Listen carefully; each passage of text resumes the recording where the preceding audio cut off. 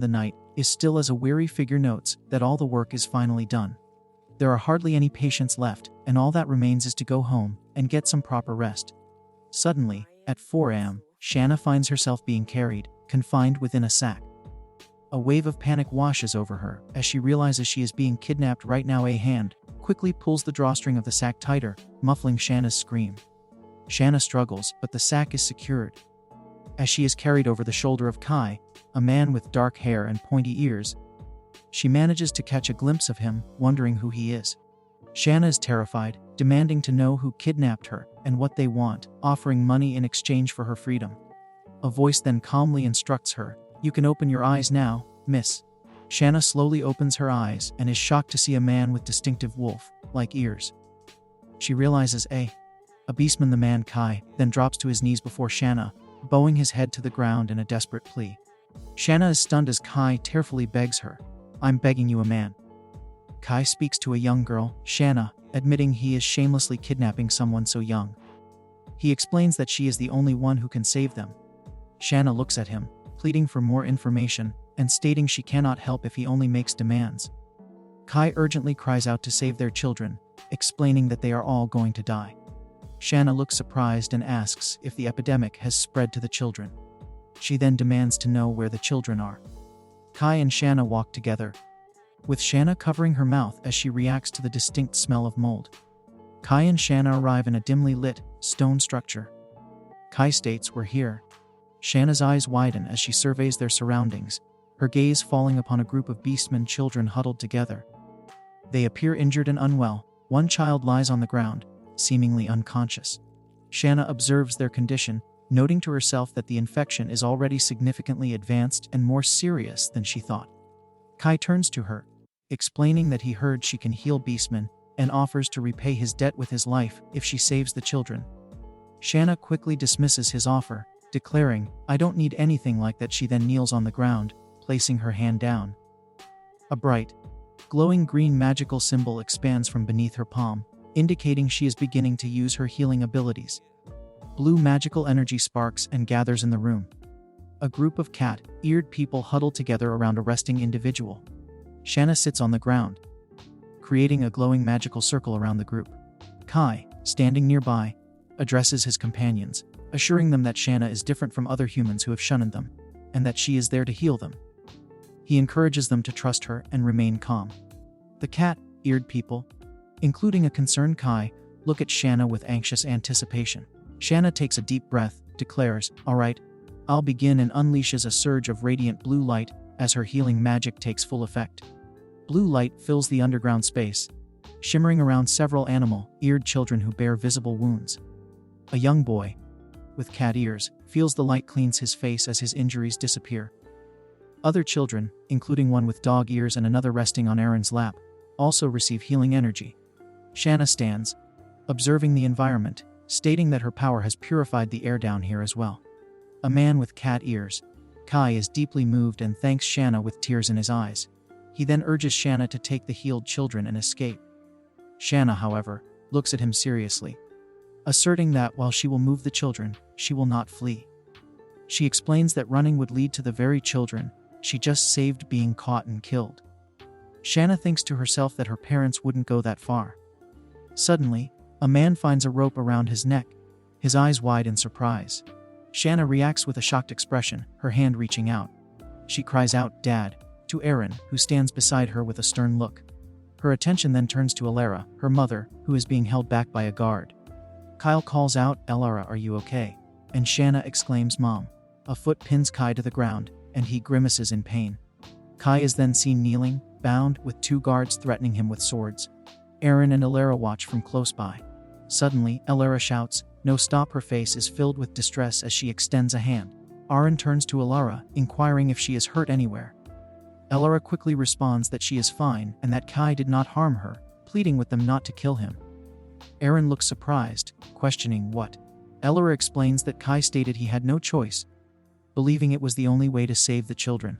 She adds that Kai expressed regret for kidnapping her. Kai remains kneeling, a sword still pointed at him. Alara recounts a conversation, stating that an individual claimed the children could not have been healed without her intervention.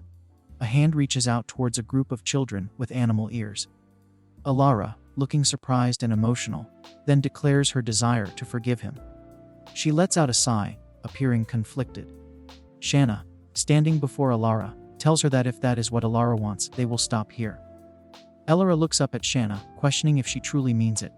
Shana reassures her, stating she is just grateful that Alara is safe, and further explains her reasoning, mentioning that the individual claims he did everything to save the children. Shana then turns to a man named Kyle, asking if he is alright with the decision. Kyle responds that he is fine with it if Anas is. Kyle reflects that while he knew beastmen lived among them, he never thought they would be subjected to epidemic control, as a sleeping beastman child is shown. Kai states that the beastmen are a race with high immunity and recovery. Shana agrees, noting that neither magic nor divine power works on beastmen, making it even harder for the young ones. She worries that the current epidemic may not end soon.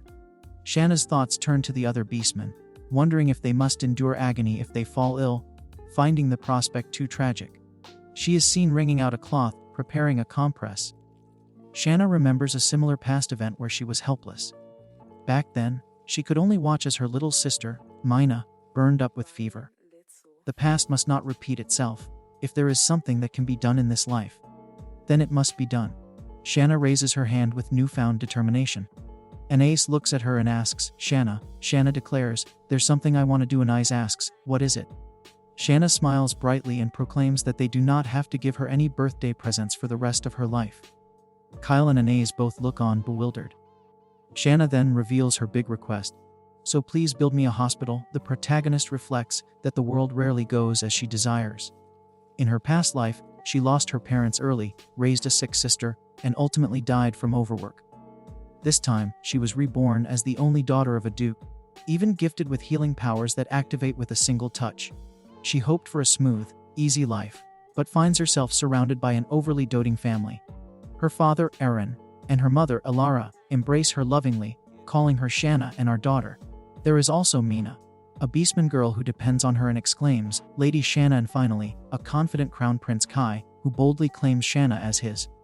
Shana wonders if this life will be any easier. A group shot shows her looking overwhelmed, surrounded by Aaron, Alara, Mina, and Kai. She questions if she will even be able to open her hospital safely amidst all this. The sense states that the day was no different from any other. Shana comes home late from work, sets her alarm, and falls asleep. As her consciousness fades, she has a gut feeling that this is not just sleep. Shana realizes she is dying. She reflects that after years of constant overwork without proper rest, this might be the natural conclusion. Shana simply wanted to rest. As she closes her eyes, she finds herself transported to a snowy, mountainous landscape. She looks down and sees herself as a baby, wrapped in a pink blanket, floating in the cold, snowy mountains. Shana wonders why she is here like a baby, questioning if it is a dream, but notes that it feels too cold for a dream. Shana, a small child wrapped in a pink blanket, lies shivering in the heavy snow. She laments her fate, questioning if she died from overwork, only to now face death by freezing. Her breath visible in the frigid air, Shana wishes for a quick end to her suffering. A large white wolf with piercing purple eyes, Kai, strides through the snow, its heavy steps approaching Shana. Shana gasps in terror, realizing her desire for death does not extend to being eaten. She then notices a deep, bleeding wound on the wolf's leg. A large white wolf, Kai, approaches a baby, Shana, who lies swaddled in a blanket on the snowy ground. The wolf leans down, nudging Shana. Shana thinks that she is not freezing to death, but instead getting eaten to death. The wolf then licks Shana, who looks startled. Shana accepts her fate, reasoning that she cannot run away in a baby's body anyway, and hopes that the wolf will at least survive and heal its wound by consuming her. A clear, bloody wound is visible on the wolf's leg. Suddenly, golden light and energy burst from Shana, flowing towards the wolf's injured leg. The light wraps around the wolf's wound. Shana watches with wide, surprised eyes, confused by the unexpected turn of events. A large white wolf, Kai, stands silently in a snowy landscape. Kai then glances down at a baby wrapped in a pink blanket. The baby, Shana, looks up, startled, and asks, Huh? Kai lies down, gently curling its large body around Shana. Shana is surprised, thinking what just happened. Did its wound get healed? Kai's eyes are now closed. Shana continues to observe Kai, concluding I don't know what it is. but at least it doesn't look like it wants to eat me. Thank goodness. Shana then notices the warmth Kai provides, pondering, but why did it suddenly get warm? Feeling drowsy, Shana tries to resist sleep, thinking, I'm sleepy. I shouldn't fall asleep here though. But finally succumbs and closes its eyes. Kyle walks through a snow-covered landscape. He stops as he spots a large white creature and comments, I thought it was a wolf cub. However, his expression turns to surprise as he gets closer, realizing that nestled within the white fur is a sleeping baby Shana. He exclaims, what is this? A voice suddenly calls out. First an incomplete sound, then clearly, Shana. Shana wonders who Shana is for people to call out so desperately. Shana's eyes well up with tears as someone urgently asks if she is alright.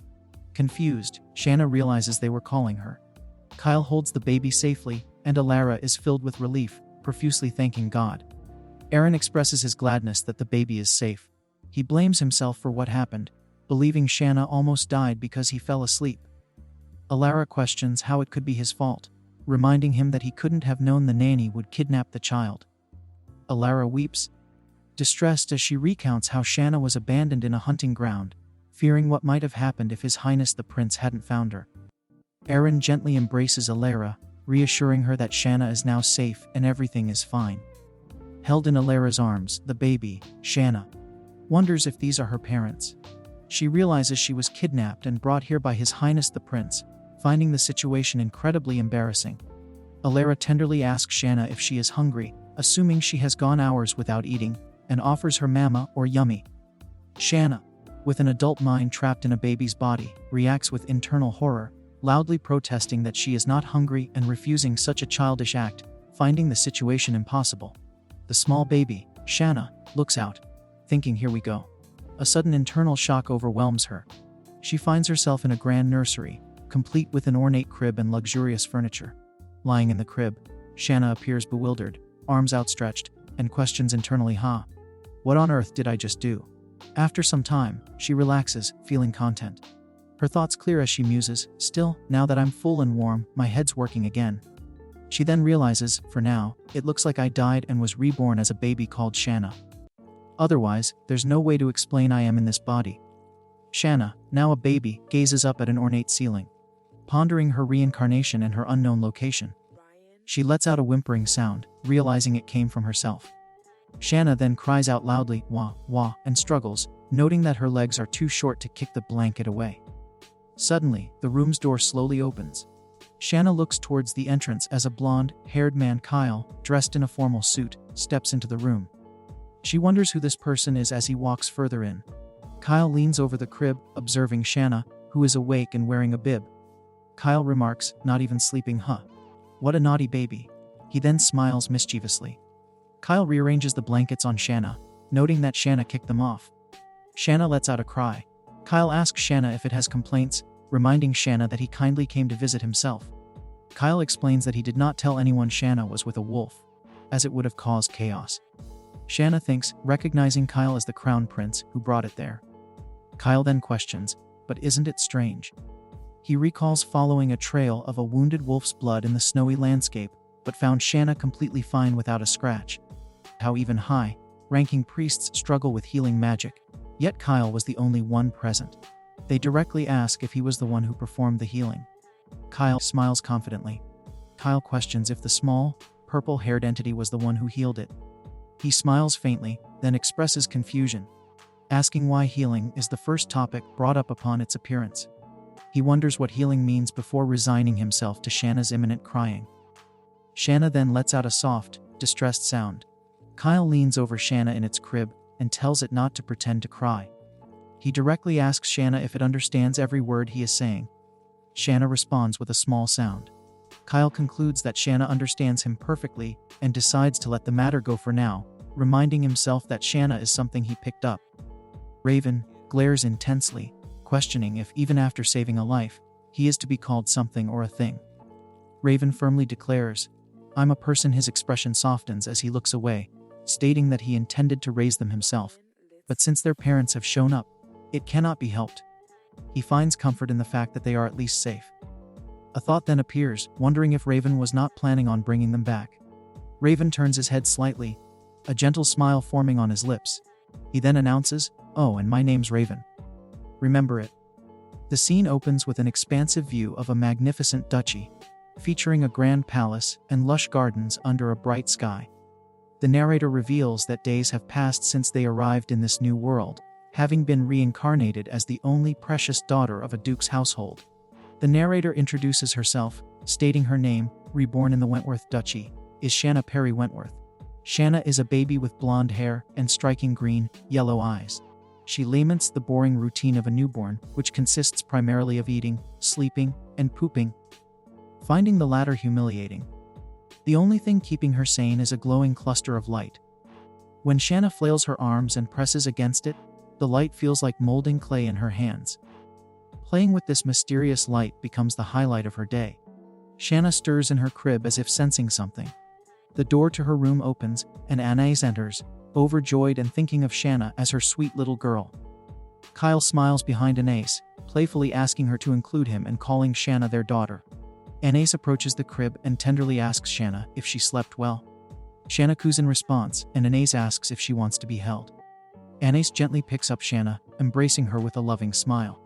Suddenly, Anais begins to cough violently, her face contorting in discomfort.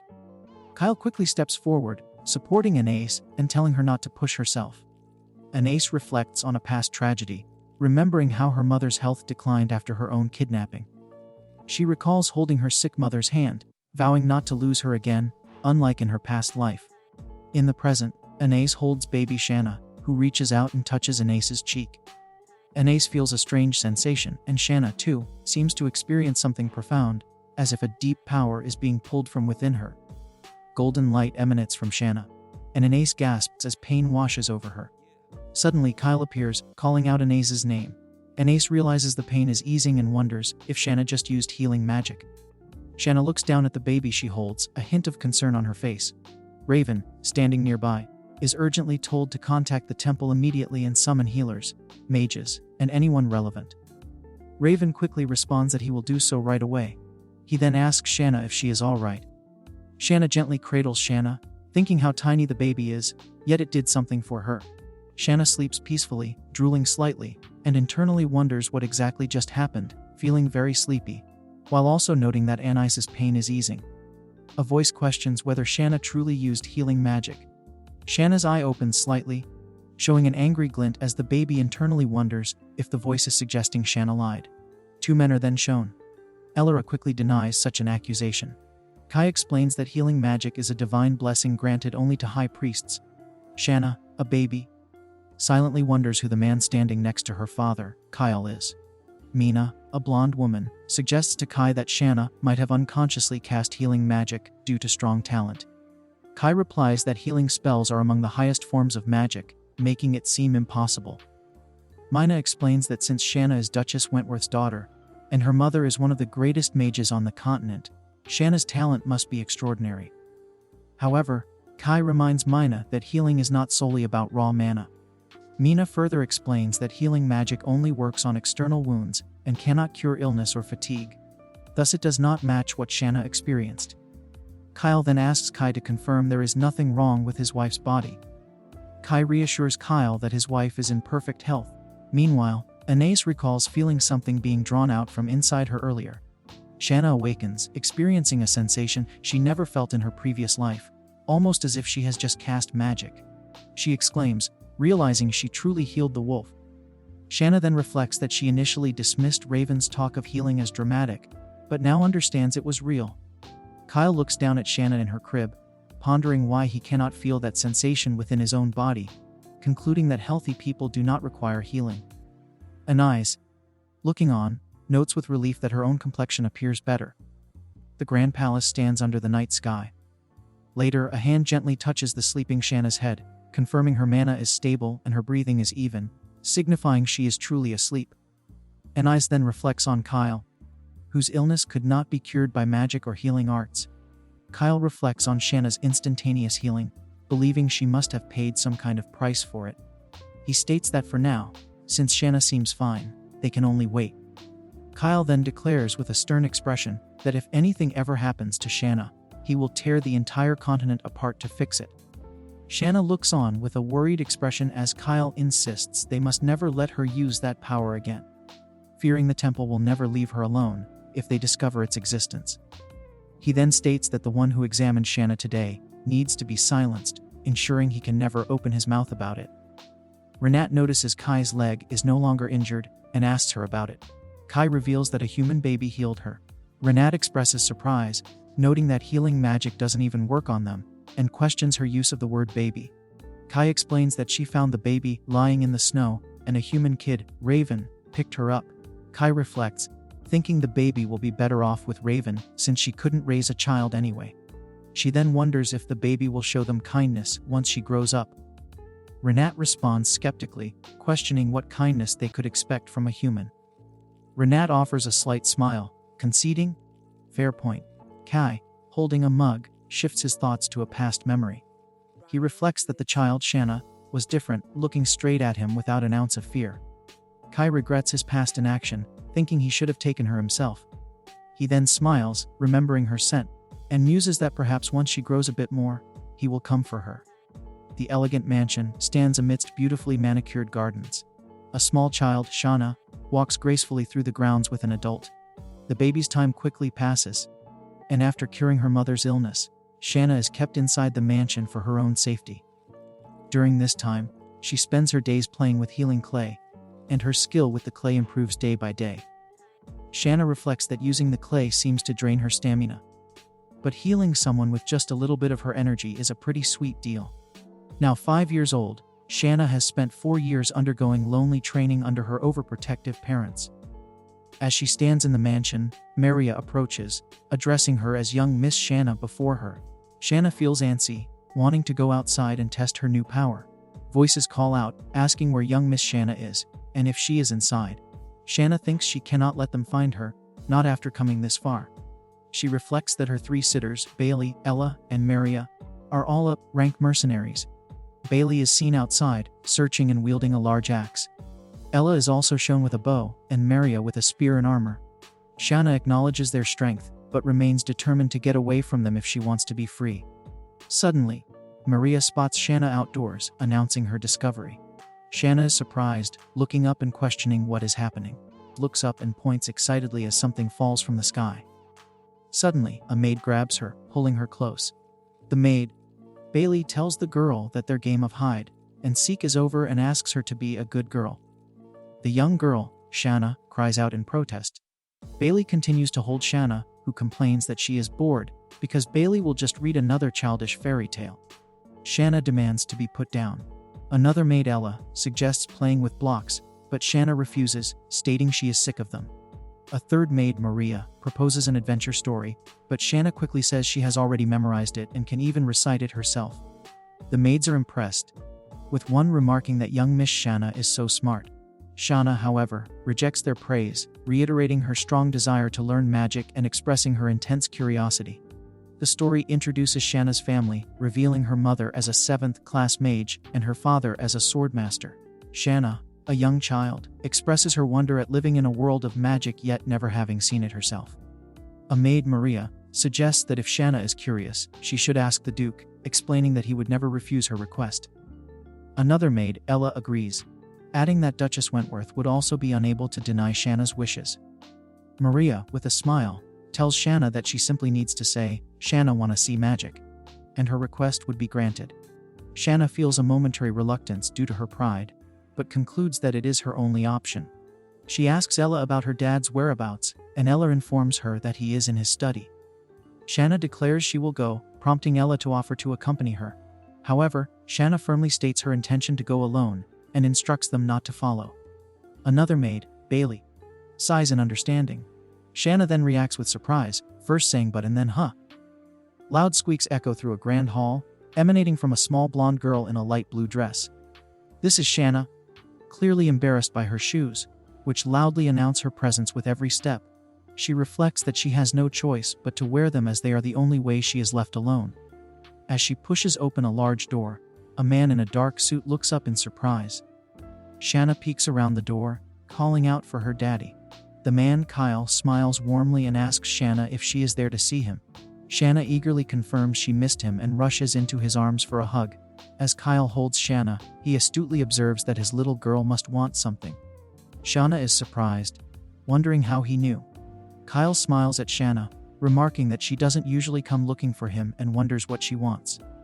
Shana hesitates for a moment before declaring she wants to learn magic from him. Kyle looks surprised and questions her interest in magic. Shana clarifies, explaining she wants to learn the kind of magic that shoots fire and flashes with light. Kyle then kneels to Shana's level, telling her she will need her mother's permission for that. Shana looks disappointed and states her mommy won't let her. Kyle gently explains that Anais is just worried about her. Shana then reveals that Maria told her their mom is a super amazing mage. With hopeful eyes, Shana pleads with her daddy, wanting to see how cool her mom is. Kyle reacts with a surprised huh, and replies that Anais says the same thing. Anais then appears, telling Shana it's cheating to go to her father instead of asking her directly.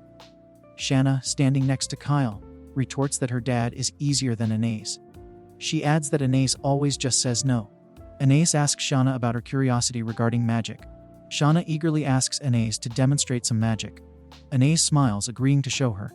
Anais summons a small, glowing orb, then extends her hand, manifesting flames. Shana, excited, demands to see something bigger and cooler. Anais, with Kyle observing, suggests they move to the training grounds. Shana then enthusiastically declares her desire to learn magic. Anais apologizes, telling Shana that she cannot learn magic because she lacks the necessary mana. Shana protests, insisting she can do it. Anais again apologizes, explaining that while she wishes to grant Shana everything, this one thing is impossible. Anais then conjures a small flame, suggesting that with study, Shana might eventually be able to create a flame of that size. Shana quickly asks how long that would take. Anais ponders Shana's potential, thinking it would take Shana about 10 years if she works really hard. This thought causes her to react with a shocked, wide-mouthed expression. Anais gently comforts a tearful Shana, asking if she is sad about not being able to use magic. Anais offers sweet treats or a fairy tale, but Shana insists she still wants to see magic. Anais agrees and takes Shana to the training grounds. There, Anais, Kyle, and Shana arrive. Renat reports to Kyle that the training grounds have been cleared. Lloyd, a knight of the Wentworth estate, approaches and asks about the sudden magic demonstration. Kyle explains that Shana wanted to see magic, causing Lloyd to reflect on how quickly Lady Shana has grown since learning to walk. Renat expresses his pride watching Shana grow day by day. Lloyd, holding Shana, instructs Renat to stop lingering and stand guard. Anais extends her hand, manifesting a shield. Lloyd, holding Shana, is impressed, remarking that it looks like special effects. Anais then tells Shana to watch closely and declares, light a glowing magical circle forms on the ground. Anais stands within the circle as powerful purple energy radiates from her.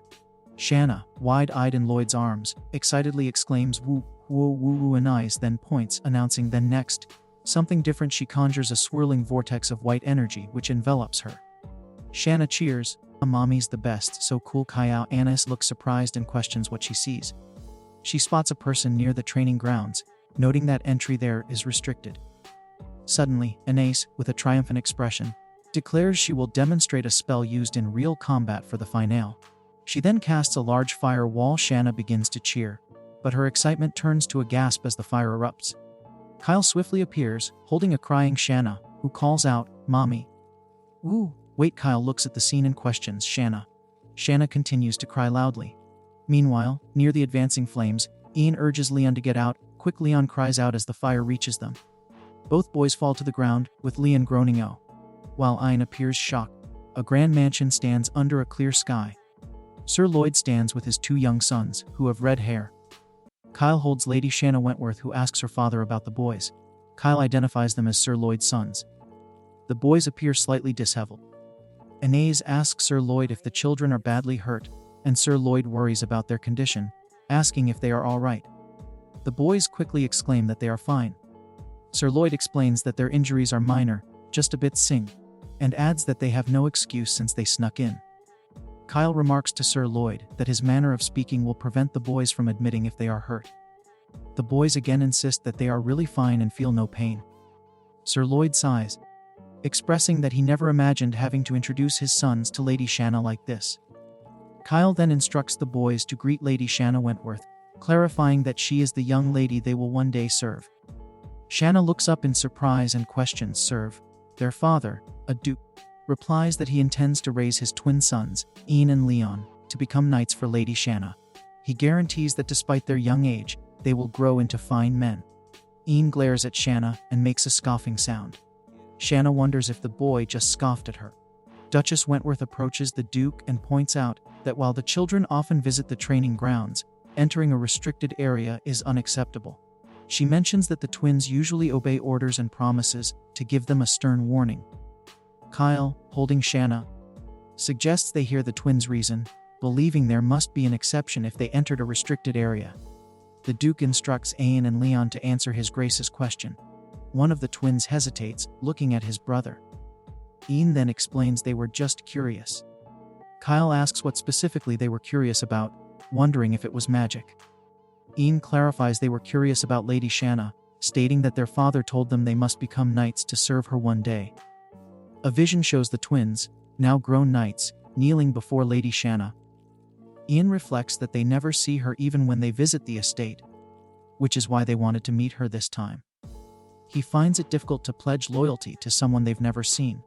He recalls his father's repeated instruction to become strong for Lady Shana and endure for her. Anne wonders how they can find strength for someone they don't even know. Leon, standing next to Anne with a small cut on his face, adds that they wanted to judge for themselves if she is truly someone they would want to serve. Kyle holds a young blonde girl, Shana, who asks her father to put her down. Kyle gently places Shana on the ground. Shana reacts to the beep sounds, expressing frustration that they are not helping her be serious. Shana then confidently declares, "I'm Shana." Lloyd acknowledges this, saying "we know," and then asks Ian, "What's your name?" Ian replies Ian. Leon stands, looking forward with a neutral expression, some dirt visible on his face. He states that he does not like being served against someone's will either. Leon then appears confused, asking, "Woo, what?" A young girl, Shana, looks at him with wide, determined eyes. She firmly tells Leon, "If you don't want to do it, then don't." Shana passionately urges him to do what he wants, no matter what his dad says. Leon is utterly stunned by her words, his eyes widening in shock as he asks, "What did you just say?" Shana looks surprised as a voice advises her not to do anything she doesn't want to, contrasting another unseen statement. Below, Leon and Anne react with shock, with Leon exclaiming, "What?" Shana, turning her back to them, crosses her arms and pouts, thinking that she also dislikes people who dislike her. Ian then confronts Shana, asking if she understands their promising future and warning her of future regrets. Shana maintains her defiant stance, stating that she will decide her own path. She adds that she doesn't need knights since her parents protect her. With her hands outstretched, Shana tells Leon and Anne not to get hurt coming to see her. A soft golden glow emanates from Shana's hands as she looks down, allowing Leon and Anne to do what they wish. Leon points at a wound on his chest, expressing concern about the injury. A blonde woman, Anais, appears startled. A young girl, Shana, reassures them it is nothing at all, then looks confused by the situation. Ian and Leon appear shocked, asking Shana if she does not need them. Anais interjects, stating she does not have to force herself to do what others do not want. Ian shouts back, questioning who said they do not want to serve her. He defiantly adds he will see if it is worth it. Shana covers her ears, reacting to the loud noise, as Ian continues to protest, asking when they ever said they disliked her. He explains they were just curious and never hated her. Shana muses that earlier they acted like they did not want to serve her, but now they deny it, wondering what they want from her. Finally, Shana stands with Anne and Leon, telling them they do not need to protect her, because she is not some fragile glass bead. She advises them not to come visit and get hurt like this. Leon dismisses his pain, stating it is nothing. Shana questions him, asking how he can be so hurt and still claim it is nothing. Both twins look surprised as Shana gently tells them not to hold it in, advising them to just say if they hate it. She stands between them, glowing softly, and suggests it must have been hard for them. Ian quickly defends, saying they never forced themselves and do not hate anything. Shana turns to Anne, accusing him of hating them. Ian clarifies that they just met, so there can be no like or dislike yet. Shana, getting angry, demands to know if she does not want them to be her knights. Ian looks flustered, admitting she does not want that yet, as she is not ready to take responsibility for anyone. The twins react with anger, purple energy surrounding them. Ian then offers a compromise, suggesting that if it is as friends, then perhaps telling them to just wait and see. Ian passionately declares to Shana that he will definitely become her knight. Shana looks surprised and utters a confused ho. Soon after, Leon, an older red-haired man, addresses Shana, stating that he and Anne only wanted to see the one they are meant to serve. Leon then adds that they will surely become Lady Shana's knights and to be prepared. Shana watches in shock as Leon and Anne turn and leave. She looks distraught, thinking they're just leaving like that. She then worries about her financial situation, remarking, "I'm not confident I'll be rich," and wonders, how could I hire 2 of them? The scene transitions to a carriage traveling at sunset. Inside, Ian observes, "At last, we've met Lady Shana." Ian reflects on Lady Shana, recalling his father's high praise but finding her to be more ordinary than he expected, save for her incredible stubbornness. He acknowledges her amazing healing ability, wondering if it is the legendary healing magic. Ian considers Shana a good person due to her caring nature and thinks serving her might not be so bad. Yet, he remembers Shana explicitly stating she doesn't need knights. He converses with Leon, who passionately declares that their arduous training was for a purpose beyond mere enjoyment and insists they must become knights. Ian questions if it is right to push the issue if Lady Shana truly doesn't want them. Leon adamantly responds that they have to, explaining that rejection would render all their past efforts meaningless. Ian, looking concerned, concedes that such a rejection cannot happen. 2 hands grasp swords, reflecting on their lives spent striving to become Lady Shana's knights. They are determined to convince her and secure their positions. The scene shifts to a grand palace under a starlit night. Inside, Anais sits at a desk, looking troubled, while Kyle stands beside her. Kyle asks Anais if she is still worried. Anais confesses that the thought of Shana meeting others, even His Highness the Prince, concerns her. Kyle reminds her that they cannot keep Shana isolated forever, emphasizing her need for friends her own age. Anais acknowledges his point, holding Shana's hand, explains that after meeting the twins, Shana expressed a strong desire to go outside and make friends, a wish they cannot simply ignore. Kyle looks intently at Anais, who is seated across from him. He then asks Anais if she remembers Shana's reaction when she was told she couldn't use magic. Anais recalls a memory of a smiling young Shana, acknowledging that Shana was devastated but is fine now, affirming that Shana is a strong child. Kyle places his hand gently over Anais's, stating that for now, this is enough, and next time, they will allow Shana to go outside too. He questions if Shana's world shouldn't grow larger as she grows older. Kyle then sternly declares that if anything happens to Shana, he will overturn the entire continent. Anais smiles softly with closed eyes and tells him that she believes him. The scene then shows a wide view of a magnificent building. Shana sits alone on a garden swing. A week has passed since Ian and Leon left, and they have not returned. Shana recalls Uncle Lloyd boasting endlessly about the twins training harder after meeting her, but she feels what she truly needs are friends, not knights. She muses that 2 9-year-old boys likely wouldn't want to play with a 5-year-old girl. Suddenly, Maria the maid calls out, announcing that Lady Shana has a visitor. Shana is surprised, questioning who it could be. She quickly gets up and runs, asking who the visitor is. As she hurries, Shana bumps into a blonde man, Raven, and immediately looks up to apologize. Shana observes Raven, referring to him as that blonde kid. Raven responds, questioning who is being called a kid. A man who is Shana's father, Kyle, calmly advises Raven, "Your Highness, calm down." Shana runs to this man, exclaiming, "Dad." Kyle then asks Shana if she remembers Raven, to which Shana replies, "Yes, of course, you saved me." Raven appears puzzled, remarking on Shana remembering, given she was a newborn at the time, causing Shana to look stunned. Raven instructs the Duke to withdraw, explaining that the children will play among themselves. Raven then tells the attendants to go away, stating it has been a while since he and Shana last saw each other, and he wishes to spend some time alone with her, undisturbed. The Duke complies, confirming he will withdraw. Kyle gently pats Shana's head, telling her to have fun. Shana smiles brightly. Raven watches as a maid and 2 men walk away, then remarks that they are finally gone.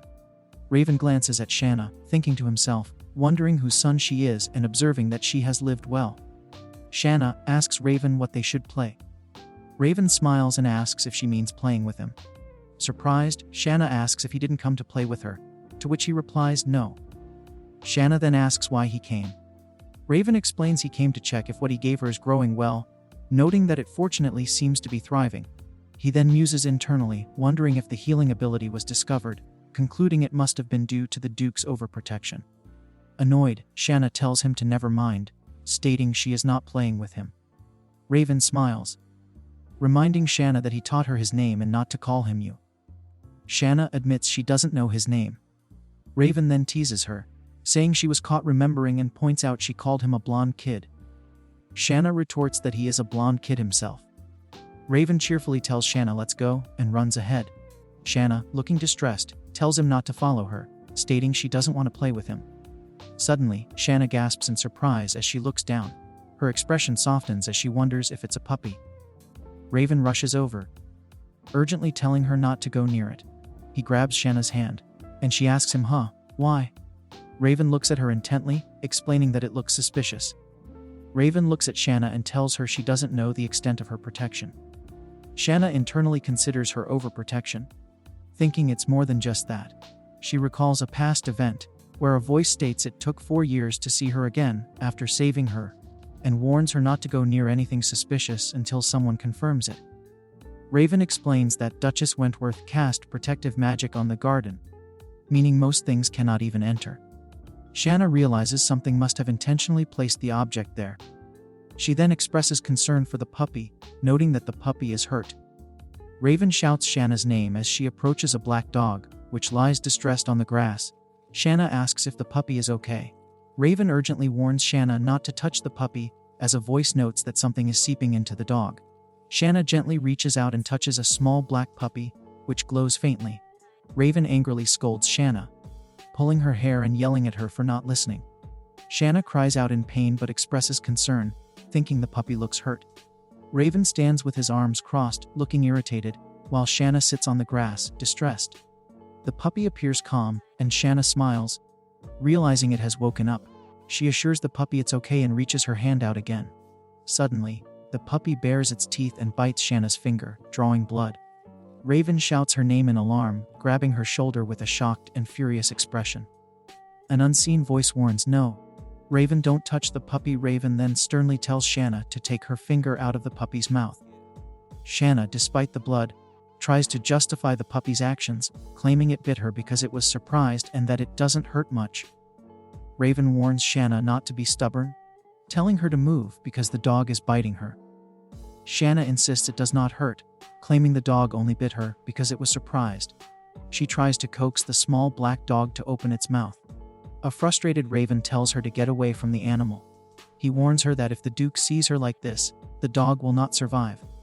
Shana gazes at the small black dog, finding it incredibly cute. The narrator recalls that she and Mina both like dogs, but they could not raise one due to family circumstances. Raven observes blood on Shana's finger and anticipates a fuss from the Duke. Shana confidently states that Raven can keep it a secret.